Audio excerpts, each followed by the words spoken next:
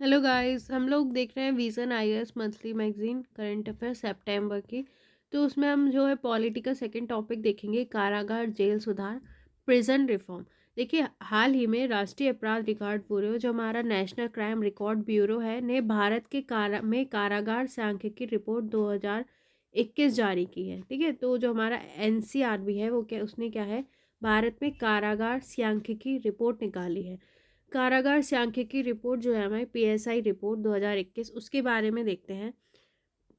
देखिए, पीएसआई राष्ट्रीय अपराध रिकॉर्ड ब्यूरो द्वारा जारी की जाने वाली प्रमुख वार्षिक रिपोर्टों में से एक है। तो ये रिपोर्ट जो है वो जो हमारा एनसीआरबी निकालता है, राष्ट्रीय अपराध रिकॉर्ड ब्यूरो, वो क्या है, वार्षिक रिपोर्ट है उसकी। ठीक है, हर ईयर निकलती है। इस रिपोर्ट में विभिन्न प्रकार के आंकड़े प्रदान किए जाते हैं, जैसे विभिन्न प्रकार के कारागारों की संख्या एवं उनकी क्षमता, कारागार अधिकारियों की संख्या और प्रशिक्षण, कारागार का बजट और व्यय। तो उसमें क्या है, जो कितने जेल्स हैं, ठीक है, उनकी क्या क्षमता है, उनमें कितने अधिकारी हैं, उनका प्रशिक्षण क्या है, उनका बजट और व्यय क्या है, ये सब उसमें आता है। रिपोर्ट के मुख्य बिंदुओं पर एक नज़र। तो अभी की रिपोर्ट जो आई है उसके मुख्य बिंदु देखते हैं।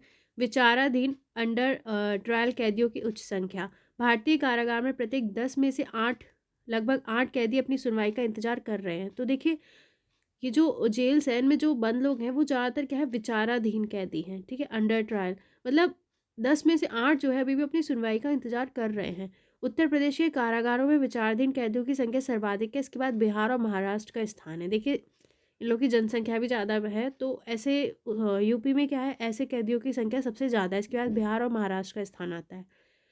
वंचित वर्ग की कैदी 67.5% कैदी अनुसूचित जाति एससी, अनुसूचित जनजाति एसटीज और अन्य पिछड़ा वर्ग ओबीसी समुदाय के हैं। तो देखिए, ज़्यादातर जो है मतलब जो पिछड़े समुदाय के लोग हैं वो उनकी संख्या ज़्यादा है, क्योंकि वो देखिए उनके पास इतना पैसा नहीं होता है कि अपने वो मतलब बेल करा सके ये सब। विचाराधीन कैदियों में से 80% समाज के वंचित वर्गों में से। अब ये देखिए, जो है वो क्या है, ज़्यादातर क्या है, समाज के वंचित वर्गों में से है। तो देखिए, पीएसआई का फुल फॉर्म था prison statics in India, PSI report 2021। ठीक है, इसके बाद यहाँ पर हम देखेंगे, ये पढ़ लिया हमने एनसीआरबी के बारे में। एनसीआरबी की स्थापना गृह मंत्रालय के अधीन वर्ष 1986 में की गई थी। तो नेशनल क्राइम रिकॉर्ड ब्यूरो है वो गृह मंत्रालय के अधीन 1986 में बनाया गया। ये जांचकर्ता की सहायता के लिए अपराध और अपराधियों से संबंधित सूचनाओं के भंडारण के रूप में कार्य करता है। तो ये जो अपराधी होते हैं, उनसे संबंधित जो सूचना होती है, उनके भंडारण के रूप में उनको स्टोर करता है। ठीक है, जांचकर्ता की सहायता के लिए। इसे वर्ष 2009 में अपराध और आपराधिक ट्रैकिंग नेटवर्क एंड प्रणाली परियोजना की निगरानी, समन्वय उसे लागू करने की जिम्मेदारी दी गई। जो सीसीटीएनएस है हमारा, फुल फॉर्म है crime and criminal tracking network and system. ठीक है, crime and criminal tracking network system जो है, उसकी निगरानी करने, समन्वय और लागू करने की जिम्मेदारी एनसीआरबी को 2019 में दी गई। एनसीआरबी को लैंगिक लैंगिक अपराधियों से संबंधित राष्ट्रीय डेटाबेस जो है हमारा, ठीक है, full form national database of sexual offender, जो सेक्सुअल ऑफेंडर होते हैं, को प्रबंधित करने और इसे नियमित आधार पर राज्यों, केंद्र शासित प्रदेशों के साथ साझा करने का भी कार्य सौंपा गया। तो जो है मतलब जो लैंगिक अपराधी होते हैं उनसे संबंधित जो डाटा है उसको मैनेज करने का काम उसे मतलब इसे नियमित आधार पर राज्य और जो केंद्र शासित प्रदेश है उनके साथ साझा करने का कार्य एनसीआरबी को दिया गया।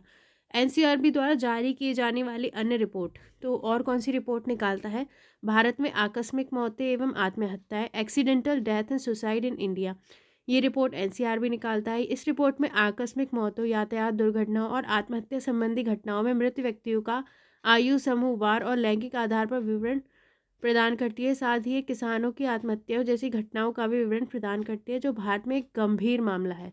ठीक है, तो ये रिपोर्ट क्या है, मतलब ये जो एनसीआरबी एक रिपोर्ट निकालती है जो भारत में आकस्मिक मौतें, आत्महत्या होती है उनके बारे में। ठीक है, उसमें किसानों की आत्महत्या जैसी घटना भी का विवरण भी होता है।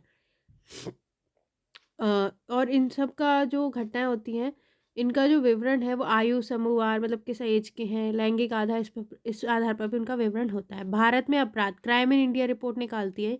इस रिपोर्ट में पुलिस थानों में दर्ज किए गए संज्ञेय अपराध, पुलिस द्वारा हुए हताहत लोगों की संख्या, पुलिस फायरिंग, पुलिस तथा नागरिकों के हताहत होने की जानकारी प्रदान की जाती है। और एक रिपोर्ट निकालता है गुमशुदा महिला और बच्चों पर report on missing women and children, और एक निकालता है भारत में अंगुली चिन्ह फिंगरप्रिंट्स इन इंडिया। ठीक है, अब आगे देखते हैं।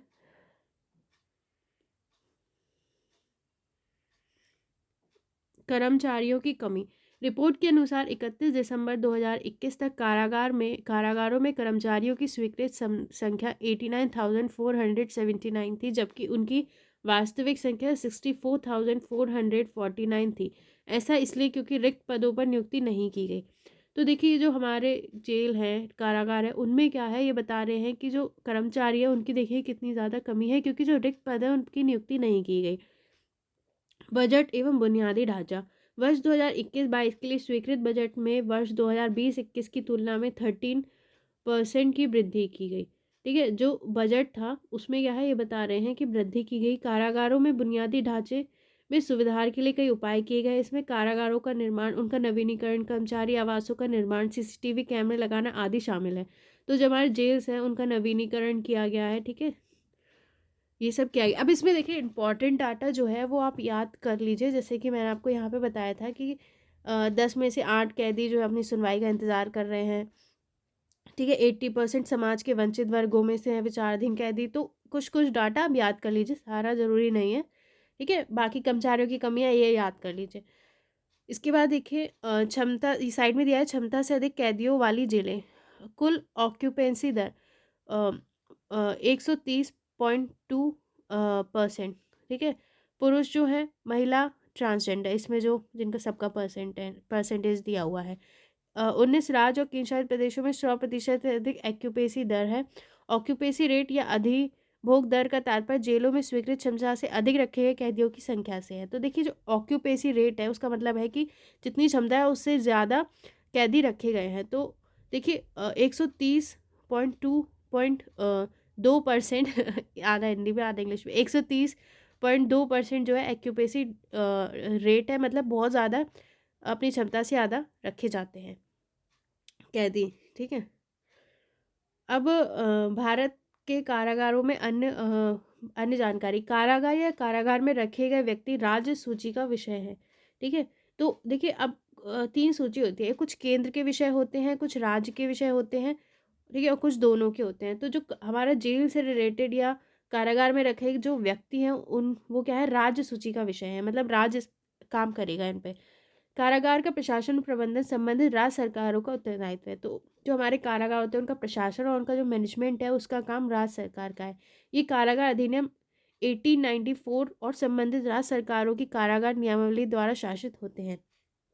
तो हमारा जो कारागार अधिनियम है और जो राज्य सरकारों की कारागार नियमावली है उसके द्वारा ये शासित होते हैं। अब देखिए, जो गृह मंत्रालय कारागारों और वहाँ बंद कैदियों से संबंधित विविध समस्याओं पर राज्यों के शासित प्रदेशों, यूनियन टेरिटरीज को नियमित मार्गदर्शन तथा सलाह भी प्रदान करता है। जो हमारा गृह मंत्रालय है, जो भी जेल या वह बंद कैदी होते हैं उस संबंधित जो समस्या है उनको उसमें राज्यों और जो हमारे यूटीज़ है उनको मार्गदर्शन और सलाह देता है गृह मंत्रालय। कारागारों के कुशल प्रशासन की आवश्यकता। ठीक है, कारागार आपराधिक न्याय प्रणाली का एक अभिन्न अंग है। सीजीएस अपराधों की रोकथाम, जांच, मुकदमा चलाने, दंड और सुधार से संबंधित है। देखिए, जो हमारी आपराधिक न्याय प्रणाली है सीजीएस, ठीक है, इसका फुल फॉर्म है क्रिमिनल जस्टिस सिस्टम जो है हमारा, उसके प्रमुख स्तंभ क्या है, पहले हम ये देखते हैं। कानूनी ढांचा, संसद होती है, आईपीसी, सीआरपीसी आदि, राज्य विधानसभाएं, अंतर्राष्ट्रीय संधियां और प्रत्यर्पण कानून आते हैं। किसके द्वारा लागू होते हैं? संघीय पुलिस जैसे कि सीबीआई आदि और राज्य पुलिस बल द्वारा। मुकदमा या अभियोजन, इसमें निगरानी एवं जांच के से लेकर सुनवाई तक की प्रक्रिया शामिल है। न्याय निर्णय अदालतें करती है। सुधार, वयस्कों के लिए जेल और नाबालिगों के लिए किशोर न्याय बोर्ड। तो ये हमारा आपराधिक न्याय प्रणाली है। देखिए, कारागार जो होते हैं उनमें कुशल प्रशासन की ज़रूरत क्यों होती है? क्योंकि जो हमारे कारागार होते हैं, जो हमारी आपराधिक न्याय प्रणाली होती है उसका एक अभिन्न अंग होते हैं। तो जो हमारा सीजीएस अपराधों की रोकथाम, जांच, मुकदमा चलाने, दंड और सुधार से संबंधित है। ठीक है, ये सब इसमें आता है। कारागार सुधार गृहों के रूप में कार्य करते हैं। ऐसा इसलिए क्योंकि वर्तमान में कारागार प्रशासन दंडात्मक दृष्टिकोण, रेट्रीब्यूटिव अप्रोच की बजाय अपराधियों के सुधार और पुनर्वास का दृष्टिकोण अपना रहे हैं। दृष्टिकोण में यह बदलाव समय के साथ विकसित हुआ है। देखिए, जो अपराधी होते हैं उनको एक होता है दंड देने का दृष्टिकोण, एक होता है उनमें सुधार, उनमें बदलाव का दृष्टिकोण, तो अब इस तरफ जा रहे हैं। कारागार सुधार गृहों के रूप में कार्य करते हैं, ठीक है, वो उनको सुधारते हैं। तो दंडात्मक दृष्टिकोण की बजाय अपराधियों के सुधार, उनका पुनर्वास का दृष्टिकोण ही अपना रहे हैं। कैदियों के रिहा होने के बाद उन्हें समाज में पुनः एकीकृत करना आवश्यक है ताकि वे अर्थव्यवस्था में योगदान दे सकें। अब उनने अगर कोई अपराध किया, अपनी पूरी सजा काट ली है, उसके बाद उन्हें समाज में दोबारा से आ सकें, ठीक है, इसके लिए भी कार्य करना है। कारावास प्रशासन से संबंधित चुनौतियाँ, तो जो है इससे संबंधित क्या चुनौतियाँ आती है कारागार प्रशासन से। क्षमता से अधिक कैदी, क्षमता से अधिक कैदी वाले कारागारों में स्वच्छता प्रबंधन, कैदियों के मानसिक और शारीरिक स्वास्थ्य आदि पर प्रतिकूल प्रभाव पड़ता है, ठीक है। अगर आपको एक गंदी सी, मान लीजिए अगर आप विचाराधीन कैदी है, पहली बात तो कि आपने अपराध नहीं किया है लेकिन अभी आपका ट्रायल नहीं हुआ है, आपको ऐसे लोग 10-15 लोगों के साथ गंदी सी जगह में घुसेड़ देंगे, तो देखिए आपकी मेंटल उस पर मानसिक उस पर कितना प्रभाव पड़ जाएगा, ठीक है। तो क्षमता से अधिक कैदियों वाले कारागार में क्या होता है, स्वच्छता प्रबंधन, कैदियों की जो मानसिक शारीरिक स्वास्थ्य आदि पर प्रतिकूल प्रभाव पड़ता है। अपर्याप्त विधिक सहायता, कारागारों में बंद अधिकांश कैदियों की अब तक सुनवाई नहीं हुई है। इसके अतिरिक्त सुनवाई से ठीक पहले तक उन्हें कानूनी सहायता भी प्राप्त नहीं हो पाती। ये स्थिति गरीब और वंचितों का कानूनी पक्ष रखने के संदर्भ में भारतीय न्याय प्रणाली के मूल्यों को अत्यधिक कम कर देती है, ठीक है। तो उन्हें विधिक सहायता नहीं है। 1 सेकेंड। तो देखिए उन्हें सबसे बड़ी बात क्या है कि उनको सुनवाई का अधिकार नहीं मिल पाता है, ठीक है। सुनवाई से ठीक पहले तक उन्होंने कानूनी सहायता प्राप्त ही नहीं हो पाती, क्योंकि जहाँ तक गरीब और वंचित होते हैं, ठीक है, तो अगर वो अपना कानूनी पक्ष नहीं रख पाते हैं, ये जो है भारतीय न्याय प्रणाली की मतलब अक्षमता एक तरीके से, ठीक है। कर्मचारियों की कमी, पिछले वर्ष के अंत तक आधे से अधिक राज्यों और यूटीज में कारागार प्रशासन में 1/4 पद खाली थे। कर्मचारियों की कमी है, 14 राज्यों के कारागार प्रशासन में स्वास्थ्य कर्मचारियों के 40% से अधिक पद रिक्त हैं, ठीक है। इनमें डॉक्टर, लैब टेक्नीशियन, फार्मासिस्ट और कंपाउंडर के पद भी शामिल है। इस प्रकार कारागारों में स्वास्थ्य सेवा की गुणवत्ता खराब बनी हुई है और उसका लाभ उठाना भी कठिन है। तो ये बता रहे हैं कि मतलब कि बहुत सारे जो कर्मचारी हैं उनके पद रिक्त हैं, तो बहुत सारे डॉक्टर वगैरह सारे पद रिक्त हैं, तो उनकी स्वास्थ्य सेवा भी उन्हें नहीं मिल पाती है, ठीक है। सबसे बड़ी प्रॉब्लम हिरासत में होने वाली यातना और मृत्यु, पुलिस अधिकारियों द्वारा हिरासत में क्रूर शारीरिक यातनाएं दिया जाना भारतीय कारागारों की एक और बड़ी समस्या है, ठीक है। तो अगर उनको बहुत मारा पीटा जाता है, राष्ट्रीय मानवाधिकार आयोग नेशनल ह्यूमन राइट काउंसिल के अनुसार पिछले दशक 2010-2020 में न्यायिक हिरासत में प्रतिदिन औसतन 5 लोगों की मृत्यु हुई है। तो जो हमारा NHRC है वो बताता है कि मतलब प्रतिदिन औसतन 5 लोगों की न्यायिक हिरासत में मृत्यु हुई है, मतलब ये काफ़ी बड़ी बात है, ये डेटा आप देखें तो। भ्रष्टाचार, कारावास की बंद प्रकृति और अंतर्निहित रूप से कारागारों की लोक समीक्षा के अपर्याप्त अवसर के कारण कारागार कर्मियों में भ्रष्टाचार की संभावना बहुत अधिक होती है, ठीक है। तो इनमें बहुत भ्रष्टाचार भी होता है। रिश्वत के बदले कारागार के भीतर मोबाइल फ़ोन, ड्रग्स या हथियार पहुंचाने जैसी गतिविधियां राष्ट्रीय सुरक्षा के लिए भी खतरा पैदा करती हैं। तो देखिए अगर रिश्वत के बदले क्या है, मोबाइल पहुंचा दिए जाते हैं, जो मतलब पैसे वाले जो कैदी हैं उनको ड्रग्स हथियार पहुंचा देते हैं, तो वो राष्ट्रीय सुरक्षा के लिए भी एक खतरा है। महिलाओं की सुभेदता, अधिकांश महिला कैदी निरक्षर होती है जिन्हें मामूली अपराधों के आरोप में गिरफ्तार किया गया होता है। उन्हें कानूनी प्रक्रियाओं के बारे में भी जानकारी नहीं होती है। वे हिरासत में लैंगिक शोषण के प्रति भी विशेष रूप से सुभेद होती हैं। तो देखिए महिलाओं की स्थिति और ख़राब हो जाती है। ज़्यादातर क्या है, पढ़ी लिखी नहीं होती हैं, छोटे अपराध में बंद होती हैं, ठीक है। उन्हें कानूनी प्रक्रियाओं की जानकारी नहीं होती है, ये सब उनके साथ होता है। तो आगे की राह क्या है, अखिल भारतीय कारागार सेवा, न्यायमूर्ति AN मुल्ला की अध्यक्षता में कारागार सुधारों पर अखिल भारतीय समिति 1983 का गठन किया गया था। इस समिति ने उचित योग्यताओं, उत्तम प्रशिक्षण और पदोन्नति में उचित अवसरों के साथ पेशेवर करियर सेवा के रूप में भारतीय जेल और सुधार सेवा के गठन की सिफारिश की थी। तो देखिए एक समिति बनाई गई थी इस पे, ठीक है। तो उन्होंने क्या है कि कहा था कि भारतीय जेल और सुधार सेवा बनानी चाहिए, ठीक है, जिसमें क्या है प्रशिक्षित लोग हों और पेशेवर मतलब लोग हों, ये सब इसमें हो, ठीक है। सभी राज्यों यूटीज द्वारा आदर्श कारागार नियमावली 2016 का अनुपालन किया चाहिए। इस नियमावली का उद्देश्य पूरे देश में कारागारों के प्रशासन और कैदियों के प्रबंधन को शासित करने वाले कानूनों, नियमों और विनियमों में बुनियादी एकरूपता लाना है। तो जितने भी राज्य यूटी है उन्हें एक आदर्श कारागार नियमावली बनी थी 2016, इसका अनुपालन करना चाहिए, ठीक है।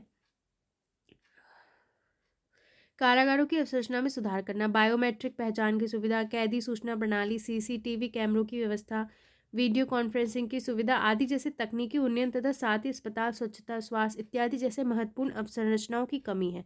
तो देखिए जो कारागार की जो अवसंरचना है हमें उसमें सुधार करना चाहिए। ठीक है। विचाराधीन कैदियों की संख्या को कम करना। विचाराधीन कैदियों को न्यायालय के समक्ष समय पर पूरी तैयारी के साथ पेश किया जाना चाहिए ताकि मुकदमे की अवधि लंबी ना हो। अब जो जो विचाराधीन कैदी हो उनका मुकदमा जल्दी चला के उन्हें मतलब जो भी करना है, हटाना है, जेल में डालना है, वो कर सकते हैं ना। तो उन्हें टाइम से क्या है, न्यायालय के समक्ष वो पेश हों, पूरी तैयारी के साथ पेश हो ताकि मुकदमे की अवधि लंबी ना हो। प्ली बार्गेनिंग, ठीक है, ये क्या है की व्यवस्था को लागू किया जाएगा। इसका तात्पर्य उस वार्ता प्रक्रिया से है जिसमें आरोपी अभियोजक द्वारा कुछ रियायतों के बदले अपना अपराध स्वीकार करने के लिए सहमत हो जाते हैं। ठीक है। तो अगर मतलब ऐसा होता है कि कुछ रियायतें दी जाएंगी तो अपना अपराध वो स्वीकार कर लेते हैं। तो प्ली बार्गेनिंग की व्यवस्था होनी चाहिए। अब देखिए जेल प्रशासन में सुधार के लिए की गई पहले देखते हैं। दंड प्रक्रिया पहचान अधिनियम लाया गया था 2022। यह अधिनियम किसी अपराध के अभियुक्त या दोषी अपराधियों के शारीरिक एवं जैविक नमूने लेने के लिए पुलिस को अधिकार प्रदान करता है। ठीक है, ये हमने जो आपको फर्स्ट टॉपिक पढ़ाया था वो इसी के बारे में था। फास्ट ट्रैक अदालतें, ठीक है, गंभीर अपराधों जैसे बलात्कार, बाल लैंगिक शोषण आदि में त्वरित न्याय प्रदान करने के लिए गठित किए जाते हैं। तो फास्ट ट्रैक कोर्ट्स बनाए गए। न्यायिक प्रक्रियाओं की व्यवस्थित करने के लिए ई न्यायालय लंबित मामलों को कम करने और वादियों की मदद करते हैं। ठीक है। ये जो ई न्यायालय होते हैं वो मतलब उनसे जल्दी काम हो जाता है। जेलों के आधुनिकीकरण की योजना जेल कैदियों और जेल कर्मियों की स्थिति में सुधार करने के लिए आरंभ की गई। ई जेल परियोजना डिजिटलीकरण के माध्यम से जेल प्रबंधन में दक्षता लाने के लिए शुरू की गई ई जेल परियोजना। ठीक, यहाँ तक हमने पढ़ लिया। निचले न्यायालयों में क्षमता निर्माण करना ताकि जमानत याचिकाओं की सुनवाई के दौरान स्थगन की संख्या को कम किया जा सके। तो जो है जो निचले न्यायालय उनकी में क्षमता निर्माण करना, ठीक है, ताकि जो हमारे जमानत याचिकाओं की सुनवाई के दौरान स्थगन की संख्या को कम किया जा सके। ठीक है, मतलब उनका जल्दी जल्दी निपटान हो सके। कारागारों को समुचित निरीक्षण करना। कारागारों का न्यायिक अधिकारियों द्वारा नियमित रूप से समय समय पर निरीक्षण किया जाना चाहिए। अब यहाँ पे देखिए मतलब अमानवीय व्यवहार ना हो इसलिए इनका क्या है, समय समय पर निरीक्षण होना चाहिए। कारागारों की नियमित रूप से निगरानी में लोक अदालतों को शामिल करना। इससे कारागार प्रशासन में मौजूद कमियों और समस्याओं की पहचान करने में मदद मिलेगी। तो ठीक है, इनकी निगरानी करने के लिए लोक अदालतों को शामिल किया जा सकता है। एक है जांच पड़ताल के तरीकों में सुधार करना। वर्तमान में मामलों की जांच पड़ताल करने विभिन्न तरीकों से यातना देने को भी एक उपकरण के रूप में प्रयोग किया जाता है। मानवाधिकारों को प्राथमिकता देकर इसमें बदलाव किया जा सकता है। अब मान लीजिए किसी ने अपराध नहीं किया, अब उसको पीटे जा रहे हैं, तो ये क्या है कि जो जांच पड़ताल के तरीके हैं उसमें सुधार कर सकते हैं। कैसे? मानवाधिकारों को प्राथमिकता देकर। इसके लिए वर्ष 1986 में यातना के खिलाफ संयुक्त राष्ट्र कन्वेंशन का अनुसमर्थन रेटिफिकेशन किया जा सकता है। 1987 में वो आया था यातना के खिलाफ संयुक्त राष्ट्र कन्वेंशन। ठीक है, साथ ही सरकारों की कानूनी सलाहकार निकायों द्वारा दिए गए यातना रोधी विधेयक के सुझाव को भी लागू किया जा सकता है। ठीक है, निष्कर्ष क्या है पहले हम ये देख लेते हैं। संबंधित सुर्खियां। आजीवन कारावास प्राप्त दोषियों की जमानत पर सुप्रीम कोर्ट का निर्णय। तो जो आजीवन कारावास जिनको मिलता है उनकी जमानत पर सुप्रीम कोर्ट का क्या निर्णय था। सुप्रीम कोर्ट ने कहा कि जिन दोषियों ने अपनी उम्र कैद की सजा के 10 वर्ष पूरे कर लिए हैं, जिनकी अपील पर निकट भविष्य में उच्च न्यायालय द्वारा सुनवाई नहीं की जा सकती है, उन्हें तब तक जमानत पर रिहा किया जाना चाहिए। हालांकि कोई ठोस कारण मौजूद होने की दशा में ही जमानत दिए जाने से इनकार किया जा सकता है। सुप्रीम कोर्ट ने सभी उच्च न्यायालयों को ऐसे सभी कैदियों का विवरण प्रस्तुत करने के लिए कहा जिन्होंने अपनी सजा के 14 वर्ष पूरे कर लिए हैं। उससे राज्य में मौजूदा परिहार रिमिशन नीतियों के अनुसार उन्हें समय पूर्व रिहा करने पर विचार किया जा सकेगा। भारत में ऐसे दोषियों को के परिहार हेतु आवेदन करने के लिए 14 वर्षों का कारावास पूरा करना अनिवार्य है। तो देखिए ऐसे कैदी जिन्हें 14 वर्ष अपने पूरे कर लिए सजा के, उनको समय पूर्व रिहा करने पर विचार किया जा सकता है। इसके बाद निष्कर्ष देखते हैं।